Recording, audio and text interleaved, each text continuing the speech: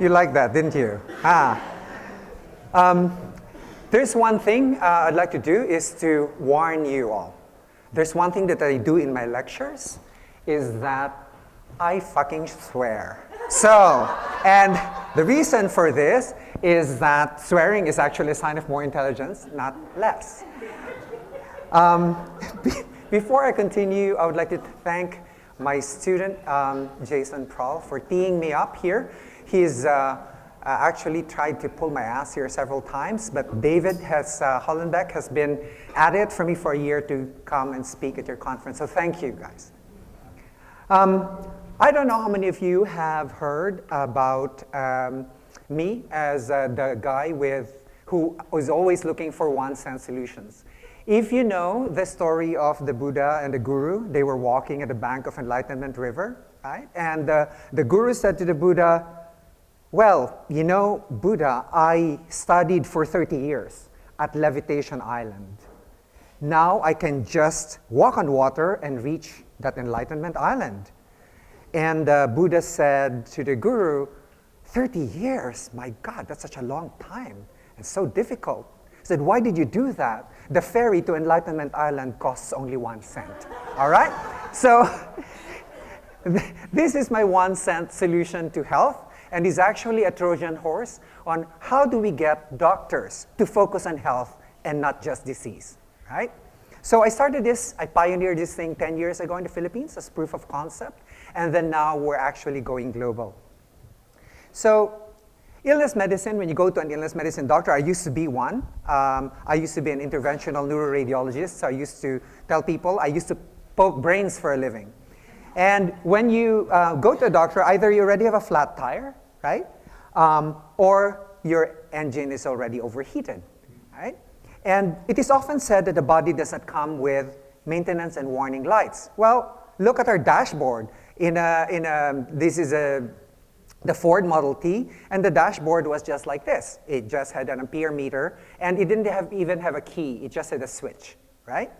So actually, the body does have maintenance and warning lights. We just didn't know where to look, right? So now we have the technology. There's the gull-wing Tesla, but I wouldn't get it because you should measure the EMF inside the Tesla. I did. And we have, of course, the modern dashboard, right? And so from here, we evolved, because we now have the technology, to this. Right? And close up, it kind of looks like this, which kind of looks like the health optimization medicine dashboard, which looks like this. Right? So we can now measure things inside your cell, like the alpha-lipoic acid, thiamine. This is via urine, right? Do I need more alpha-lipoic acid? Do I need folic acid? You know, so we don't do shotgun nutrient supplementation anymore because we can measure them. And so it's kind of like having your a tire pressure warning that is getting low, or your engine is about to overheat. So before you even get a flat tire or an overheated engine, you already have fixed the problem, right? So here's another sample of a dashboard. When you are concerned with mercury and cadmium, and this is whole blood, right? This is, you open the blood cell and you take a look. It's not serum. So one of my friends who is at the equivalent of the EPA in France said that the next toxin that we're going to encounter in epidemiologic amounts is actually cadmium. It was used as a rebar for anti-rusting rebars in the 1940s. The buildings are now dilapidated, and they have now leached into our food chain. Right? So this is another Home Hope dashboard. You could see your sensitivity. This is not allergies. So this is mine. I am extremely sensitive to egg white, egg yolk, and cheeses. And so sorry, Vermont, but and I'm also moderately sensitive to milk. But this doesn't mean that you can't take this forever. You know, there is an elimination phase where you can do it, and after 6 months, you can reinstitute all of these things. So, for example, for my psoriasis, for my osteoarthritis patients, even without testing, I just advise them, why don't you try removing milk and milk products from your daily meal? until about 6 months and see what the difference in pain is. And usually, the pain really diminishes. So, as I said in illness medicine, when you go to the doctor, you already have a flat tire, right? And they diagnose like, ooh, there's a nail in the tire, right? It's kind of like, ooh, there's no more blood flowing in the left descending coronary artery. This is a coronary arteriogram, the blood vessels of the heart. So how do we repair this? Well, we can patch it. We can patch the tire, and there's the heart bypass surgery, or CABG, that many of you know about. And of course, we can replace the entire tire by putting in an entire heart transplant.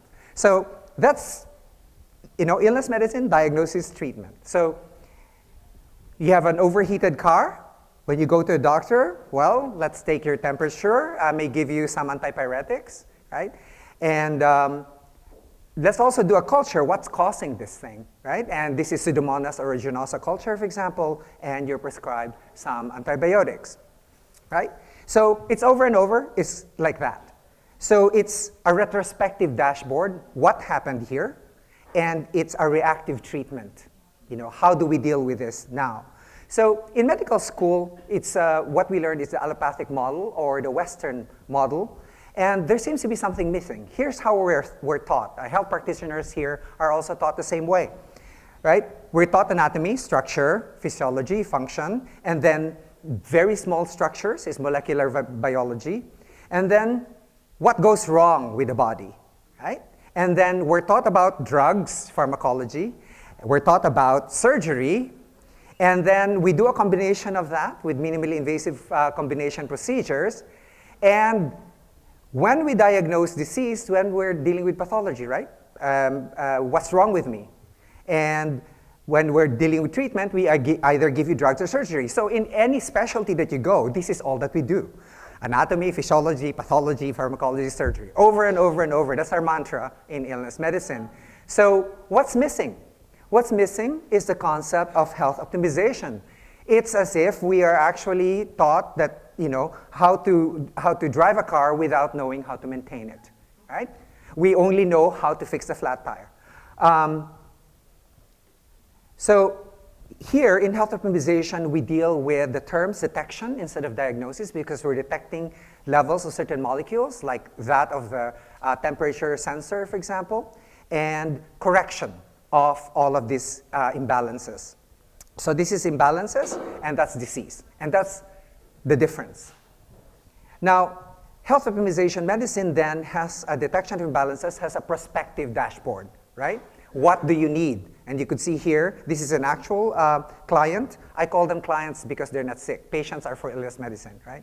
So this client needs alpha-lipoic acid, B1, B2, and it also tells you how much you need, right? And so we have a proactive correction of imbalances. So what are the new sensors in the home? What are these new sensors in the Home Hope dashboard sensing? Now, Home is health optimization medicine for physicians, and Hope is health optimization practice for non-physicians. Because I thought that there would be more practitioners, really, that would be interested in the health of people because doctors are mainly interested in disease, right?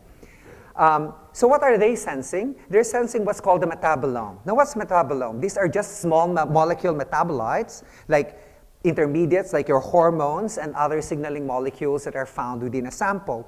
Now, if you take a look here, this is my current fight with what we have right now that's being put out there in the media. We've become so gene-centric, right? We've become so DNA-centric that actually, the farther you get away from the gene, the more you could see the effects of the physiology and the environment on the individual, right? So that's why I chose metabolomics. Now, most of you are familiar with the Human Genome Database. There's actually a Human Metabolome Database. It's maintained out of Canada.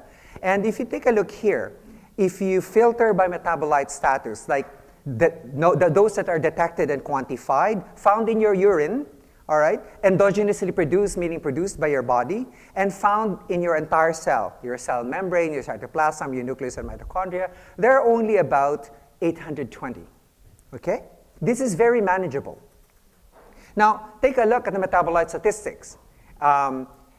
There are about 92,000 endogenous metabolites. Food metabolites account for 32,500 of them. Right? Microbial metabolites, 171. Drugs, 2,500. Plant, 149. Toxin and pollutant metabolites, 164, one of the fastest growing in the categories. And of course, cosmetics. And I just read an article this morning, those who buy jewelry without checking what it's made of. And I see that there's also a lot of cadmium in those jewelry that you're buying. So in the spirit of understanding this in the holobiont concept that we are actually made up of separate organisms. I used to think that we were a superorganism, but a superorganism means that you're only made of one organism that's aggregated. But holobiont actually means that you've aggregated with several organisms. So let's tease this out in the context of the framework of health optimization, medicine, and practice. So there's exogenous metabolites, meaning coming from the outside, coming from the food that you eat, microbes, drugs, plants, toxins, pollutants, and cosmetics. And then there are the endogenous metabolites from 4 organisms of the body. Consider your body as being composed of only 4 organisms. One is the anaerobic organism, aerobic organism, microorganism, and special organism. I'll explain this to you in a bit. And all of them form create network metabolites that are detectable and quantifiable. Note, I'm actually put networked in red. Now, the health optimization and practice proceeds from the cellular level because, as I like to say to my clients, I cannot say to your liver cell, how are you today? It has to open up its molecules and say, this is how I am, right? So we have intracellular metabolites, there's extracellular metabolites, there's intercellular metabolites, meaning communication between your cells, right? So this is a sample that you already saw earlier.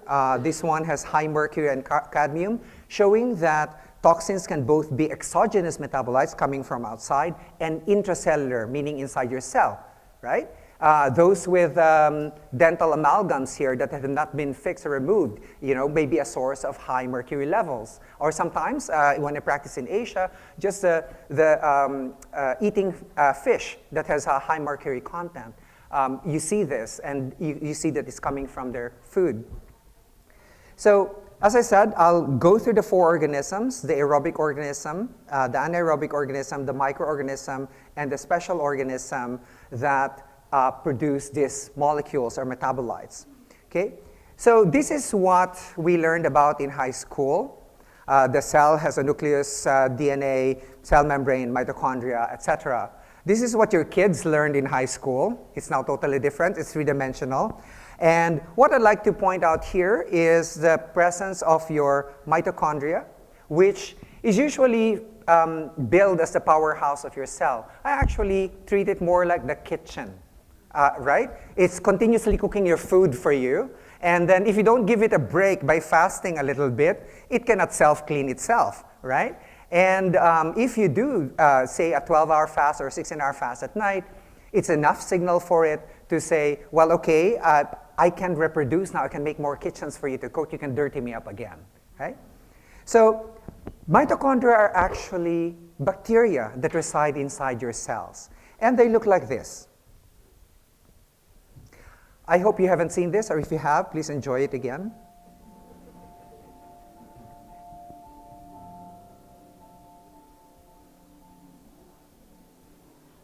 So they really look like this. You have about 100 quadrillion of them inside your cells, average 500, right?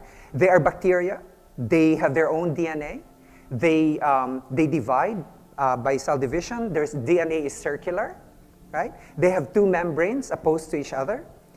And they allow, for example, medium chain fatty acids to come in without chaperones, but will not allow glucose to come in. It has to be converted to pyruvate and acetyl coenzyme A. So it does a lot of these things. What's nice about this, if you take a look at these are actually gears called ATP synthase. They're the ones that are actually producing the energy for you. And if you look at it, they actually look like they are actually classified as biological nanomachines, right? So nature beat us to it. So this is a sample of a pore, and so you could see the gear turning. As it's turning, it's actually putting ADP and attaching a phosphate molecule to it. So it's very mechanical, right? It has to come down, and that whole thing swirls. And if your guys are familiar with gradients, what it's doing is just it's consuming a proton gradient, right? The gradient is just decreasing. That's why your microtubules inside your cells are, we overlook those. Those are just the cytoskeleton. It's recently been postulated it's the one that does the quantum computations in your body because they're attached to all of the fibers in your body. That's where the mitochondria actually move, right? So don't be cowed by this light. It's actually very easy. Since we said that they actually produce energy for us, take a look. If energy is actually decreasing, you have immunologic diseases, cancer, metabolic disease, aging, degenerative disease. An easy way to remember this is that, if you have a major city and it went on a blackout, what happens, right? There's no power. There's no power to collect trash, so your trash is left outside, right? There's arson and looting. There's cancer. There's accumulation of trash inside your cell. You get Parkinson's disease and Alzheimer's. So you could see that all of the systems in your body have to be powered somehow.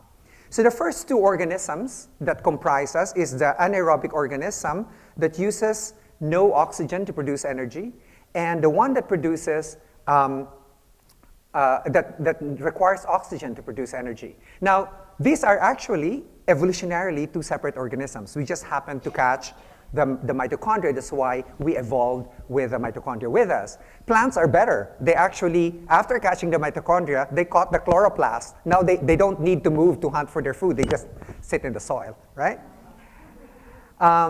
So this is the caricature of that, the anaerobic energy production, or called glycolysis, or the breakdown of sugar without oxygen, and then energy production, which is the Krebs cycle, which we all learned in high school biology, right? And as I like to say, your mitochondria are the only organelles in your body that can actually metabolize your fatty acids to energy. There's another organ, the peroxisome, that can do this, but all it does is degrade it. So now you know the importance of your mitochondria if you want to lose body fat. So how do we do this? So how do we test this? Remember when I was in medical school, we just memorized this crap.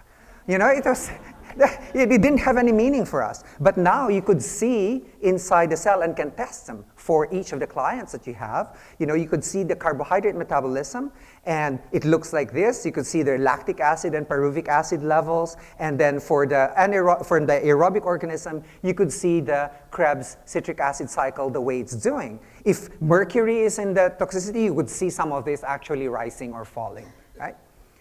So cofactors are necessary to move the pathways forward. For example, carbohydrates would need vitamin B1, B2, B3, lipoic acid, right, in order to metabolize properly. So we check for the levels of those, and in this client, you see that vitamin B1, B2, and B9 are severely deficient, and we should supplement for those.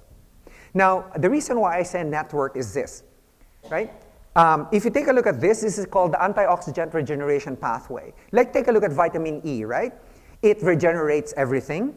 So there was a study that failed. It's 80,000 men with prostate cancer. It was a global study, and said that vitamin E and selenium doesn't work. Well, it won't work because you know that if you enlarge the pool of vitamin E, say you're scrubbing a toilet, and all the rust is there, right? And you have to pass that sponge on to CoQ10. If you don't enlarge the pool of CoQ10, of vitamin C, of alpha-lipoic acid, then of course you'll accumulate all of your rust on vitamin E. And that's why these things don't work, right? And that's the thing, our studies are designed, even if you know these pathways, we don't seem to be able to correlate them clinically before we create our protocols. Now, the specialized organism are those that produce hormones or cytokines. And the brain actually produces neurotransmitters, and neurotransmitters are hormones. They're neurohormones, right? And this is of special importance, again, for the ones who are chronologically advanced here. This is my very polite way for saying that, we have people who are chronologically advanced. So vanilla mandelic acid is a metabolite of epinephrine. Homovanillic acid is a metabolite of dopamine. And indole acetic acid is a metabolite of serotonin. Now, why is this so important? It's because during my time, we had to open the brain to actually get the levels of these, right? Now you can just get the levels of this in urine and correlate them with the levels in platelets. And you get a more or less the same picture from the brain. And why is this important? Dopamine is responsible for cognitive alertness. Norepinephrine is responsible for vigilant concentration. Serotonin for sensory satisfaction. All of these three determine appetite, attention, and intuition, which determines your mood, right? So if you get bitchy, blame it on your hormones and on your neurotransmitters. And again, hormones are networked, right? And they come from cholesterol, which is the parent. This is the sex hormones, right? Cholesterol becomes pregnenolone, becomes progesterone, aldosterone, cortisol, DHEA, testosterone, estradiol, DHT. You could see most of these are being given out, sold out as supplements, right? The easy way to remember this is that the way I joke my cardiologist friends is that 40 years ago, we invented statins to control cholesterol. 20 years later, we had to invent Viagra because everyone's testosterone was down, right? So, this is, now let's go to the fourth organism, which is a microorganism. Jason Prohl touched upon this a lot. And so they throw out metabolites, and we could see them in your urine. So, like for example, this one, dihydrophenylpropionic acid, is usually found higher in the cohort of children with autism, right? And then arabinose is found arabinose is found in the gut. I usually caution OBGYNs when the patient have recurrent yeast infection. I said, if you don't infestation, if you don't correct the gut infestation, that yeast infestation will always come back, right?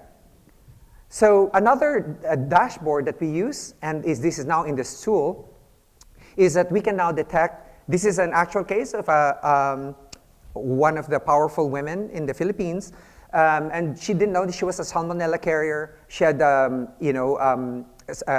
all the markers for intestinal bowel disease. She wasn't able to metabolize fats, and beneficial bacteria are down, and the short-chain fatty acids, which are alluded to later, the butyrates, etc., were actually also down.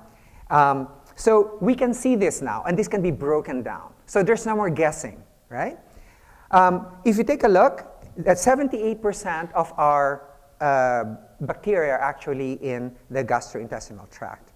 And most of them are actually found in the colon. Now, this is what I say about this.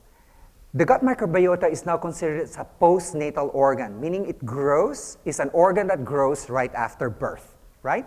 It gets colonized when the baby passes through the vaginal canal, right? It's interesting, mitochondria come from the mother and microbiota come from the mother. Now, if cesarean section is done, you could see that the gut microbiota of those kids are actually more epithelial, the skin of the person who actually held the child first. So some of my friends, OBGYNs, now have this technique of putting a gauze, in the vagina if they're doing a cesarean section, and then as the baby is coming out, they actually wipe it in the face. So it could be hopefully inoculated with proper vaginal bacteria.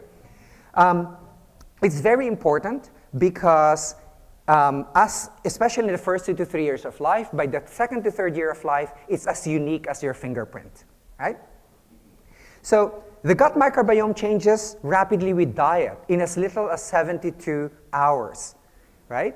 So I am a culprit. I travel to Europe and Asia all the time, and of course, my gut microbiota are still asleep when I arrive in the Philippines, right?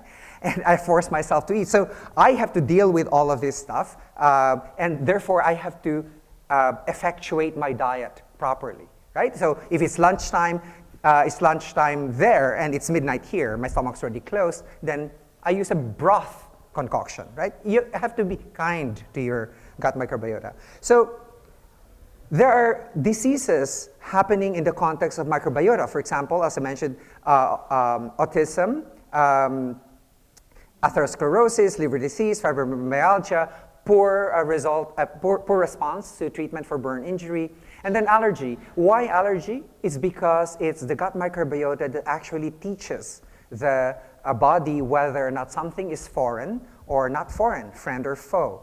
You know, that's why you see kids born with by cesarean section have a lot more immune problems and allergies than those that aren't, right? And this is called the hygiene hypothesis. So we change from Paleolithic microbiota by hygiene, right? And we change our immune regulation. That's why now, when I was a medical student, the biggest immune system was the bone marrow. Now the biggest immune system we know is the gut, right? So there's a change in immune regulation. From our westernized lifestyle, there's the decreased microbial diversity in living environments. There's a shrinkage of microbiota diversity. That's where we are. And your immune system gets improperly activated, then you have a chronic disease, and it becomes a vicious cycle, right? Now, there's the enteric microbiota gut-brain axis. When I was in medical school, it was just the gut-brain axis. Right? Now we know that the brain can actually modulate the behavior of your microbiota by various communication mechanisms, and your microbiota can actually control your brain. So who's controlling whom, right? It's the big question. Take a look at this. You more and more will see news items like this. Microbes can play games with the mind, a new light on the link between gut bacteria and anxiety. And then my famous retort for all of those who are asking for randomized controlled trials for what I do is here. The hottest new cancer drugs depend on gut microbes. And did we test for those before when we did the randomized controlled trials for other drugs? No, we didn't, right? It's only now because the failure of this drug, it's called ipilimumab, it failed in people who lack 2 species of bacteroidetes, right? So we cannot absolutely control for anything when we're doing trials. And as said earlier, the bacteria within our systems actually communicate to each other. So your endosymbionts, or your mitochondria, communicate with your exosymbionts, or your microbiota, without your conscious knowledge, all right? So we have a networked holobiont now, and there was a Nobel Prize. I was initially thinking, gee, if I could only prove that bacteria actually influence the human cells directly, so prokaryotic to eukaryotic communication, I would win a Nobel. I was too late. They actually were given out already. There's an interkingdom crosstalk that their bacteria in your gut actually communicates with your human cells. How? They produce vesicles called OMVs, or outer membrane vesicles. They contain RNA. They fuse with your human cell, and guess what they do? They control your genome. So who's in charge now, right?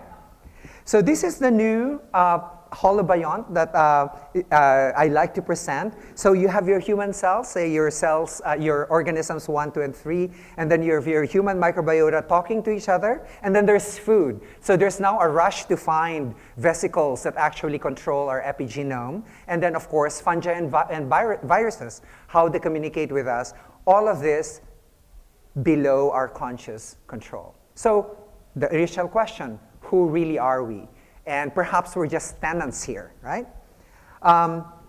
So in summary, a useful and important perspective is to view the body as only have 4 types of cells, right? Or actually organisms as a holobiont that give off detectable and quantifiable network metabolites. So there's the anaerobic organism, the aerobic organism, the special organism, and the microorganism.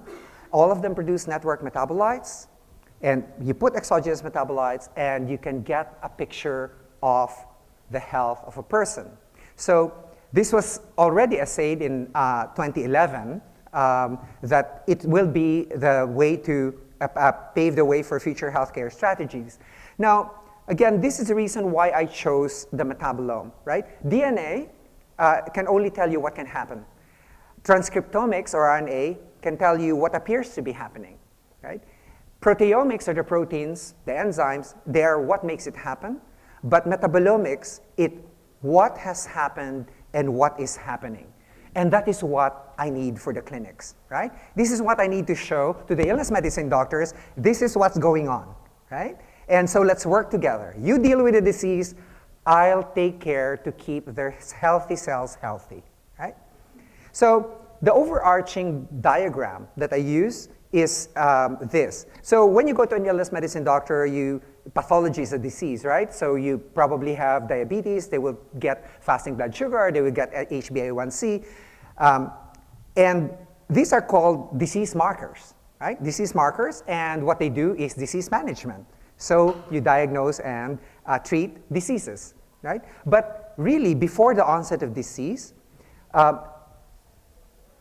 the genetics, like the nuclear DNA, as the mitochondria has its own DNA, and other nucleic acids, the symbiotic partners, your endosymbionts, the mitochondria, your exosymbionts, the gut microbiota, your environment, direct signals from environment like light, EMF, all of these signals from environment, toxins, and time, circadian time, which was discussed earlier, and evolutionary time, which I shall discuss a bit. All of this throw off metabolites, right? And you could now measure them. You can detect the early onset of metabolic deregulations before the onset of disease. Remember, we didn't have this dashboard before, right?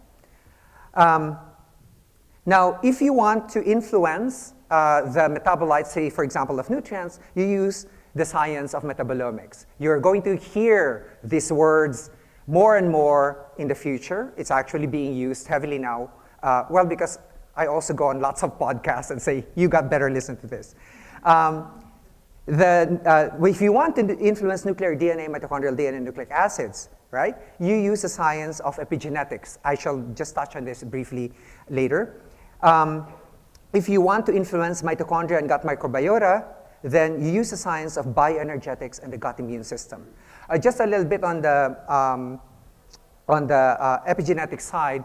The reason why I'm really interested in it is that I can't CRISPR-Cas9 myself anymore and do gene edits on myself, although I built a gene editing lab in my bathroom.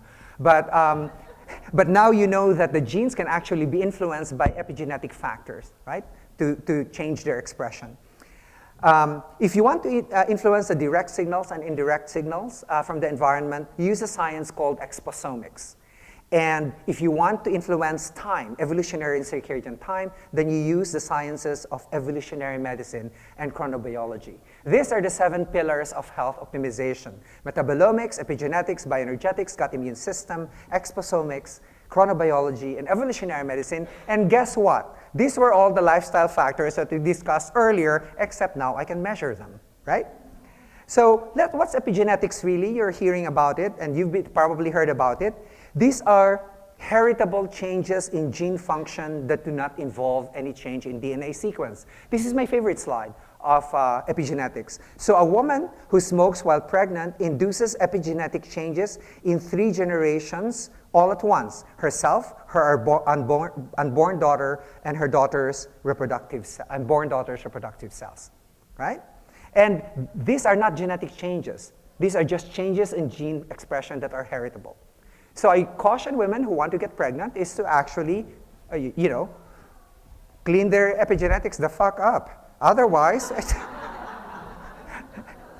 So time had this old issue. DNA is not your destiny. And this is my quarrel, because when you're with DNA, it's very dramatic, right? You either have one blue eye and one black eye. The structural changes are very dramatic, or the functional changes are very dramatic. You lack one enzyme and suddenly you are unable to grow. But what about us? How can we influence our genes for health? And look, with food, we can do it. Look, with food, we can take food that are rich in folic acid and betaine and choline and B vitamins.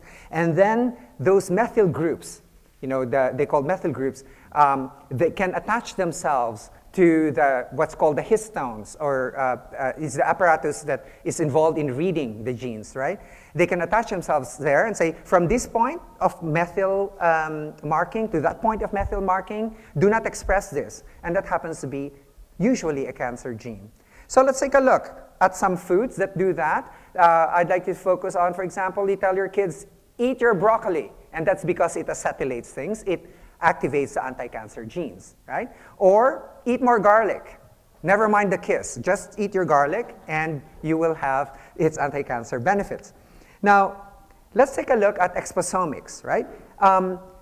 Many people just think of toxins separately, but it's actually all part of the exposome. Exposome is everything that you've been exposed to in utero from when you were in conception all the way out to your current age. So if your mother was drinking during the time of pregnancy, then this is part of the exposomics, right? Then you have all the x-rays, all the MRIs and everything else, and then we take a look at your health outcomes. Your exposure to antibiotics, your exposure to all of these substances are all part of exposomics. And this is, you probably like this slide, the exposome is the internal and external equivalent of your genome, right? So if you look at this slide, you see that there's tobacco, consumer products, physical activity, diet, water, and then your environment, your green spaces, etc., would affect your internal environment or your cell. Transcriptomics, proteomics, metabolomics, which we're measuring, and then you can determine the health risk and impact, right? So this is an easier way to remember it. So your genome plus your exposome, your environmental genome, and your lifestyle. And if you don't know this, lifestyle is now called the behavome. So determine your health, which is comprised of illness and well-being, right? If any one of you is interested, the World Health Organization maintains an Exposome Explorer. Take a look at all the toxins that are available out there, and this is geared towards cancer, but you might find a few things that are interesting, right? So chronobiology, this was discussed earlier also. So chronobiology is about how do we adapt to the 24-hour life cycle, right? To the sun cycle. We're yoked to the sun, as people like to say. We wake up with it, and then so here's how I look at the role of chronobiology. You know that it's already actually been involved in studies on obesity, right? Jason mentioned earlier that the Nobel Prizes were given out in 2017 for chronobiology, finally, right? And what I hate the most is when people tell me I should wake up early in the morning so I will be more productive. No, there's different chronotypes.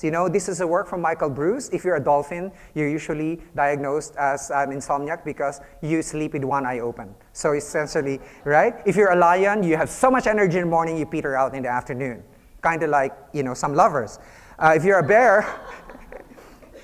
bear, you basically follow the sun. And if you're a wolf, you hunt in packs at night, so you're more awake at night. So you have your own chronotype, and your schedule should be dependent on that. So there's no one-size-fits-all in terms of what your schedule should be, right? So let's take a look at evolutionary medicine or Darwinian medicine. And this is a sad slide for me to present. Why? Because it says that health is not selection's goal.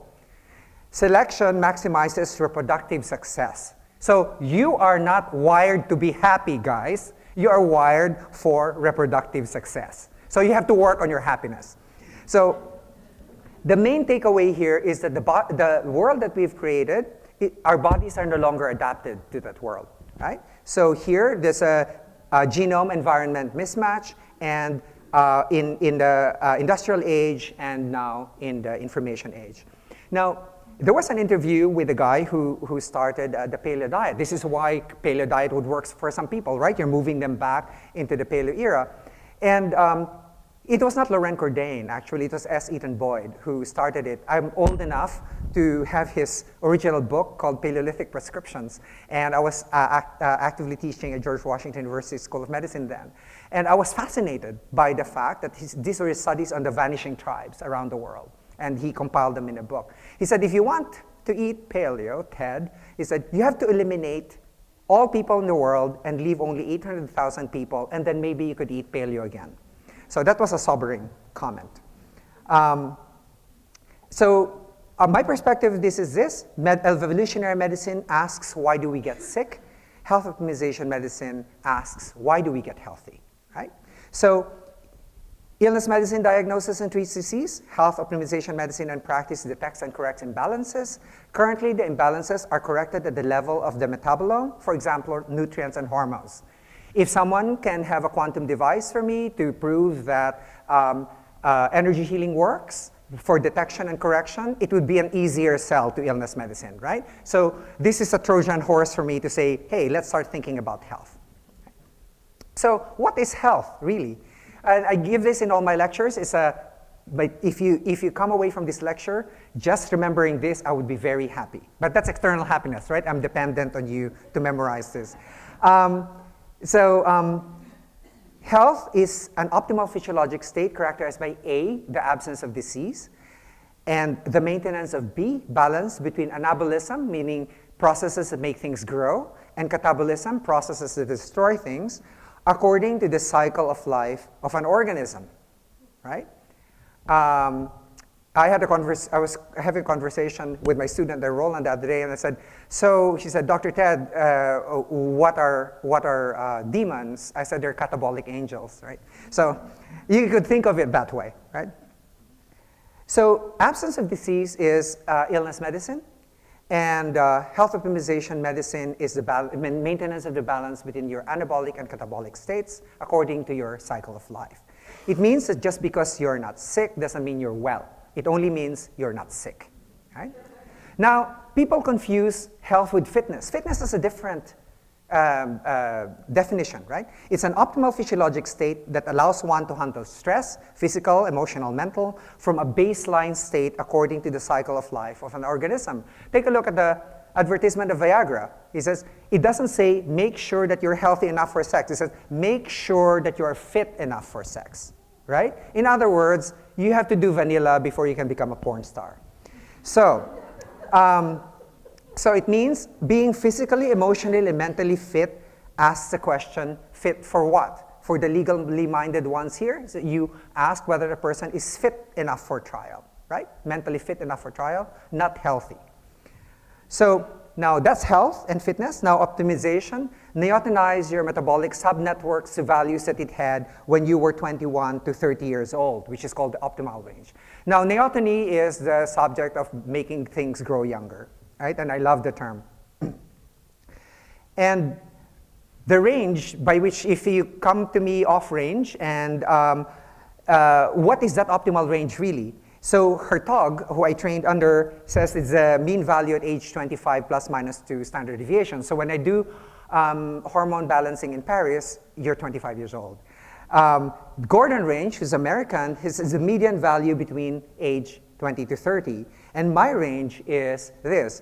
We take the 50th to 75th percentile at age 21 to 30, or we use evolutionarily derived values, such as that for the hormone vitamin D, right? Vitamin D is not really a vitamin, it's a hormone, right? So, and I say this about vitamin D is because it's a very common error that people think that just because you're not getting rickets or nutritional osteomalacia doesn't mean that you don't need vitamin D, right? The vitamin D of the Maasai tribes is actually about between 50 and 100. And I'll let you in on a little secret. If I see my clients' values rise over 50, most of their diseases actually go in the background. It's easier to manage them, right? So this means that Home Hope does not use illness medicine range of values. The RDI values are known as survival values. They are not optimal values. So medicine. So how do I, after doing the diagnosis, the detection, how do I correct this? My first line is using bioidenticals and bioactives. For example, bioidentical hormones, bioactive nutrients. Bioactive nutrients, for example, instead of using folic acid, I use methyl tetrahydrofolate, so I don't have to use like 4 enzymes to cut it down. Turns out that 40% of the world population actually has a lazy enzyme. I'm one of them, right? I used to get clinical metabolomic testing of my vitamin B9, and I had to supplement all the time because it's always low, right? And then I got a genetic test, and true enough, my reductase enzyme was actually very lazy. And I said, well, whether or not you get a genetic test or you get a metabolomic test, you're going to do the same thing, right? You need to do the supplementation. The second line is phytoceuticals, fungiceuticals, bacteria, and phages. And the third line are synobiotics, or the drugs, finally, that are never been encountered in the body in evolution. Now, when I was starting this, pioneering this, it was very funny. Doctors would call me up. He said, Dr. Ted, I want to know how your nutrients and hormones are going to affect my drug therapy for my patient. And I go, well, you got this all backwards. I said, the nutrients and hormones have been seen by the clients, by the patient's body during evolution. Your drug has never been seen by the body in evolution. So you tell me how your drug therapy is going to affect my nutrient and hormone therapy. And they go, ah! Yeah. So my challenge to Nourish Vermont is this. Given the results of a clinical metabolomics test, provide a 90-day bespoke menu that makes food part of the first line of correcting borderline deficiencies and subtle toxicities instead of just using supplements. For example, and I used to insult other doctors this way, because they used to say that, oh, don't take those supplements given by Dr. Ted. You can just eat them, so they're useless. And I asked them, okay, give me a source of food that's rich in alpha-lipoic acid. And they go, right? Give me a source of food rich in CoQ10. And they go, and so then shut up, right? So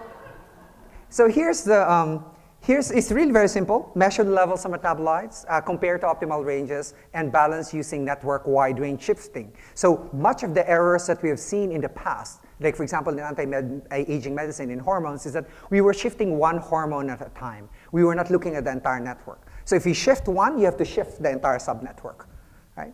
As you saw in the antioxidant regeneration pathway, as you saw in the sex hormone pathway. So the clinical practice of health optimization medicine is really very simple. The science, measure the metabolite levels, especially the nutrient and hormone networks, right? The art is to balance the nutrient and hormone networks to the metabolite levels found at ages 21 to 30 years old. And because many of the clients sometimes come back from the illness medicine doctor and says, my thyroid hormone is normal. And you go, do you know how, I asked the doctors, do you know how that has been derived? It's been derived from 1,000 cases, ages 3 to 94, and averaged out. And I am fucking 57 years old, and what am I doing with that range, right? So I'm also, as you can tell, this has been a 10-year experience for me, pioneering in something. Is this framework evidence-based? And you know that evidence-based medicine is actually on the decline. This was wonderfully essayed in 2011 also, because there's a rise of person-centered clinical medicine, right? It's now geared towards individual. The illness medicine doctors, of course, your antibiotic has to work across populations, right? But health is unique to the lifestyle, the genetics, and everything else, exposomics and everything else of each individual. So you cannot actually say, oh, that thing will work for this one, right? It's not generalizable. So I made a little health wrench to remember this. So health is an optimal physiologic state characterized by A, the absence of disease. And here we have allopathic medicine, which is Western medicine, alternative medicine, complementary medicine, integrative medicine, and functional medicine. Now let's flip that over. And when you're detecting borderline deficiencies and subtle toxicities according to the cycle of life of the organism, you are now in the realm of health optimization medicine. So illness medicine uses quantitative statistics, right? So you see all of those beautiful charts that were shown to you by Jason earlier. We use qualitative statistics. We use case reports, right? They use evidence-based illness medicine, or they call themselves evidence-based medicine, but I usually say it's evidence-based illness medicine. It's only applicable to that area, right? And we use evidence-informed medicine, right? And the way I do this in Asia is to remind doctors, I said, if your patient asks, because they're very Catholic in there, right? If a patient asks for a rosary, are you going to ask for a fucking randomized controlled trial that's going to help your patient? You don't, you just give it. So, what's a functional test? You hear about functional all the time. Functional test is really very easy. Say, for example, there's a molecule that has to transform from A to D, and from A to B, there needs to be a cofactor, or say a vitamin or a mineral that's in there, right?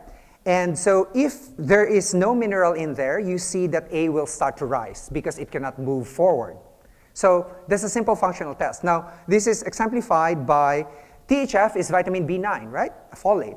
So if you see 4-aminoglutamate levels rising, it means that you lack vitamin B9. That's the simple meaning of a functional test, right? So please don't confuse us with functional medicine, because that's been the question. We are not after the root causes of disease, right? We are only after the maintenance of your anabolic and catabolic balance according to your life cycle, right?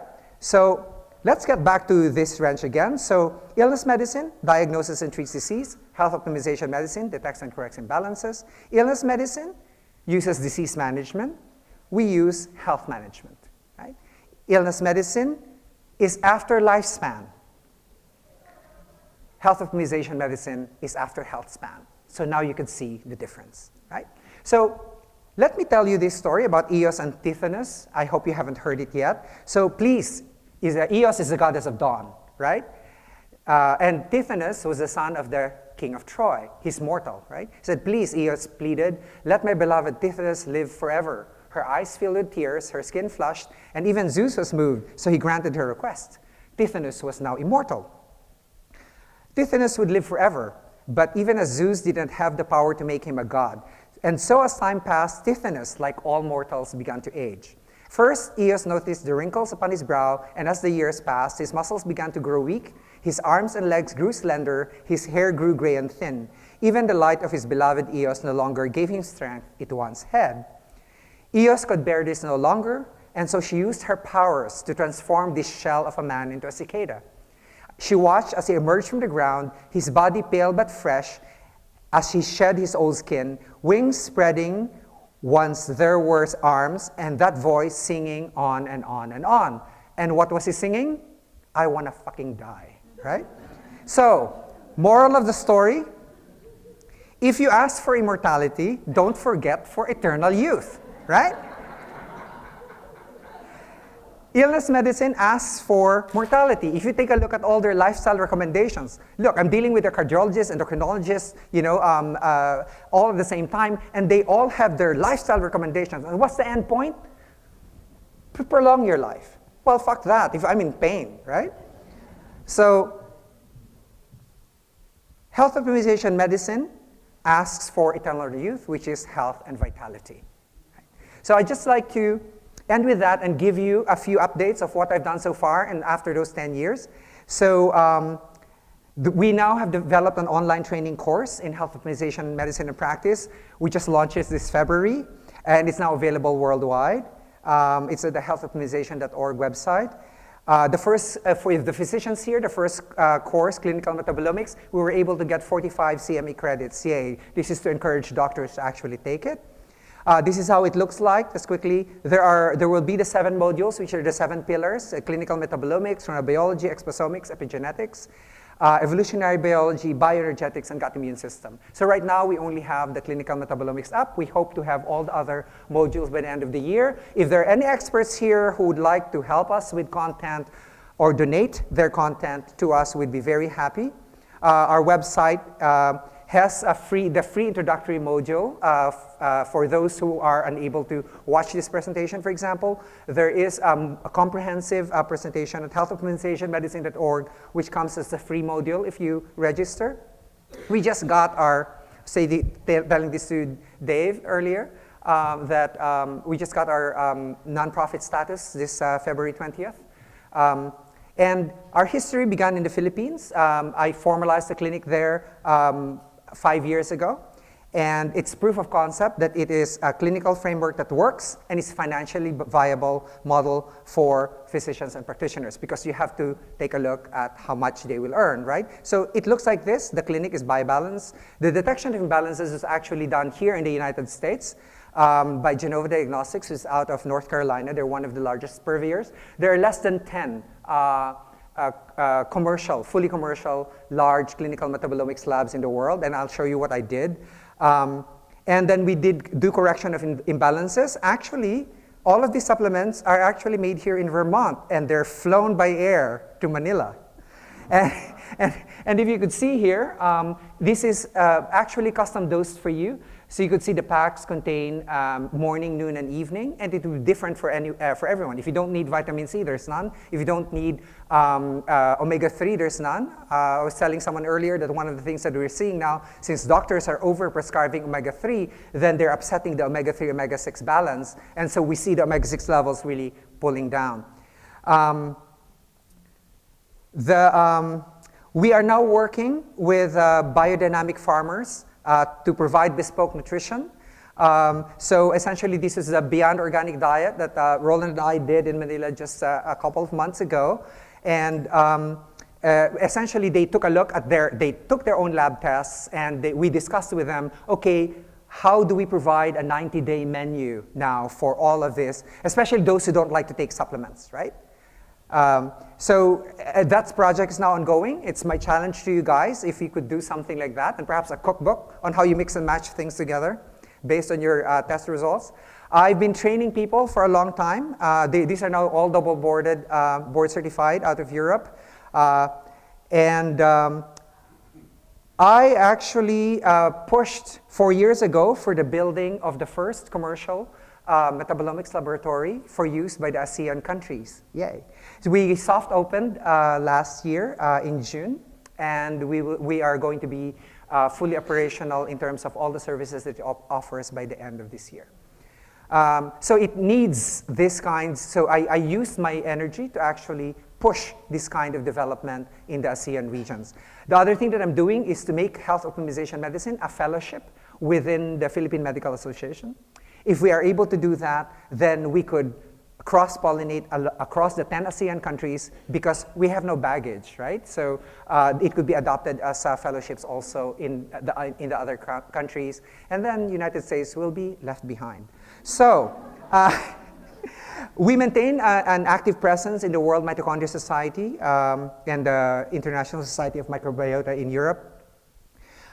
Because all the research here is mostly really basic research, and they're doing fecal microbiota transplant. They're doing all of these things that have already been there for a while.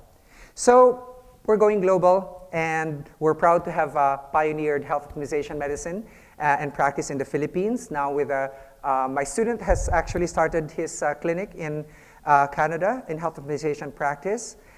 We are grateful for your help in keeping health optimization medicine on track to become a medical specialty, not only in the Philippines, but in ASEAN countries, but worldwide. Now, this is what I usually get asked about. So what's your prescription for great health? The prescription for optimal health is very simple. It's sleep well, eat well, hydrate well, breathe well, move well, sun well, ground well, relate well, and love well, right? And then I gave, of all things, a sexual health optimization medicine lecture at the Royal Society of Medicine last year. And someone pointed out, it lacks something. This is a sexual health optimization medicine lecture. Well, don't blink.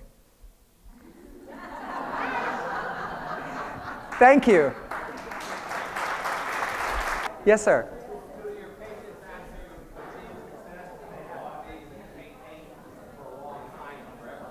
The question was, do my patients have to be maintained forever? For those who are 30 and younger, usually after about 3 to 6 months of therapy, of balancing, they usually are able to produce their hormones on their own and everything else. After 30, the hormone levels go down, right? And so we have to address those things now coming in.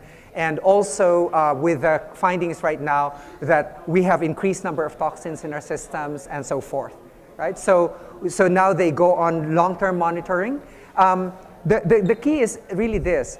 I like setting the disease on the side. Like for example, there was this 19-year-old who came to me. The mother was a physician and had bipolar disorder. And he had his own psychiatrist. IHE psychiatrist knew me, was my professor in psychiatry, right? And I said, this is what I'm gonna do.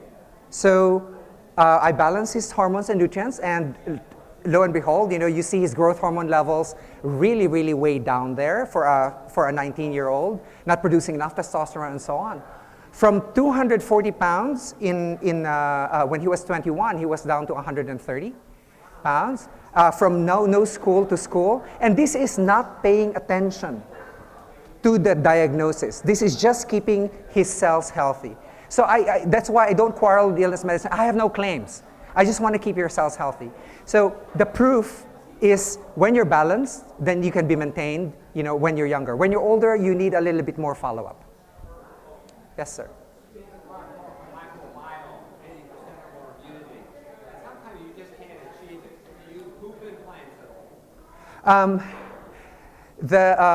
The question was about the microbiome and how do we maintain it. My thing that I usually say is that the fastest disappearing nutrient in our diet is really fiber, right? And we need about an average of 34 grams of fiber daily, and we barely meet that. And fiber is actually the food of your microbiota. So if you rotate your fibers around, you could actually generate healthy microbiota, right? In the recent studies now, they even show that, well, probiotics will help, but they will only initially colonize it, only to allow your native bacteria to grow again, right? So those are the new findings that are going on. So for me, it's actually, a rotation of your plant-based diet. A lot of, I get questions all the time, is vegetarianism good for you?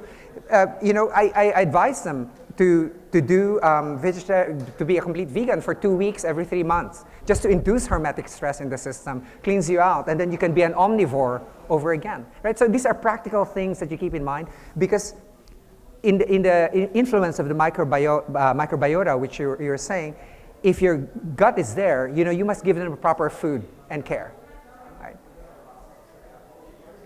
Yes, ma'am. People with methylation problems are often told not to have fermented foods because of the histamine bomb. Yeah.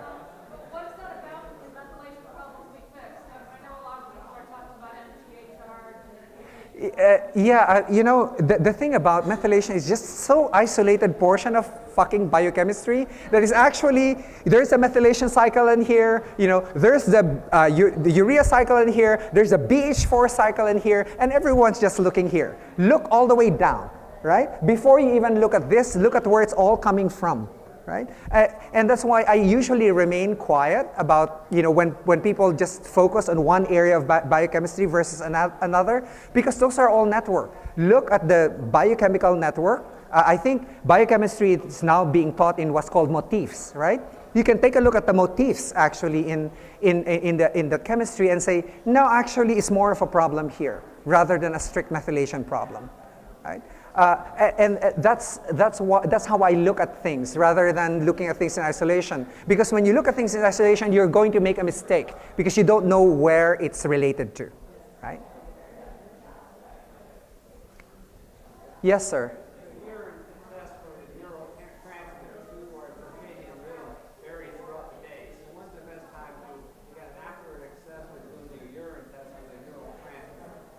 There is a set of guidelines that is going to be given to you that you have to start 3 days before the testing, including the amount of water you drink, the foods that you can take, and so on, so that your urine will actually contain more or less representative amounts of neurotransmitters.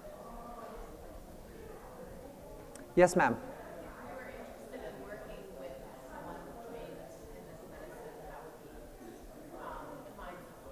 You can go to healthoptimizationmedicine.org and you can email us. I probably will be the one to answer you no. Actually, someone answers it, and it's usually passed on to me. Unfortunately, we're moving our current learning management system into a new one. So, but you can just go there and inquire, and we could give you the people to network with, right? But what we lack now are actually people who will actually translate this to food. Yes? One more question. A lot of people have kidney problems. They can't take the fiber, so then how do you get the microbiome? People with, sorry? People with kidney problems, end-stage renal problems, can't take a whole lot of fiber. People with end-stage renal disease, what I do, instead of saying they can't take fiber, they cannot take fiber, let's measure. That's the whole point here, is that we can measure, what their kidneys can take, what they cannot take. We can take a look at the imbalance. There was a quarrel that I had, for example, which is more severe than this, in Europe, because he was saying, you don't take supplements when you have cancer. And I said, the finding was in mice, of course, but I said, but what if you can measure them? And turns out that he didn't know that you could measure this now. So instead of that, we could take a look at your fiber requirement, and then we could devise a type of fiber mix for you that your body and kidneys can tolerate.